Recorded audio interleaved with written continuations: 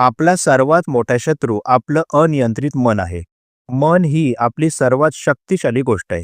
हे आपल्याला उंच भरारी घेण्यास मदत करू शकते किंवा खोल दरीत ढकलू शकते. अनियंत्रित मन म्हणजेच विचारांचा सततचा गोंधळ, नकारात्मक विचारांचा प्रवाह आणि निर्णय क्षमतेचा अभाव. अशा स्थितीत मन आपल्याला भीती, चिंता आणि अशांततेच्या जाळ्यात अडकवते. जेव्हा मनावर ताबा राहत नाही, तेव्हा आपण चुकीचे निर्णय घेतो, इतरांवर राग काढतो आणि स्वतःलाही त्रास करून घेतो. यावर उपाय म्हणजे स्वतःच्या विचारांना आणि भावनांना ओळखणं, ध्यान, आत्मपरीक्षण आणि सकारात्मक दृष्टिकोन यामुळे मनाला शांत करण्याची प्रक्रिया सुरू होते. मनावर नियंत्रण म्हणजे आपल्या जीवनावर नियंत्रण. जर आपण मनाला योग्य दिशेने चालवायला शिकलो तर तो आपला मित्र बनेल. अन्यथा तोच आपला सर्वात मोठा शत्रू ठरतो.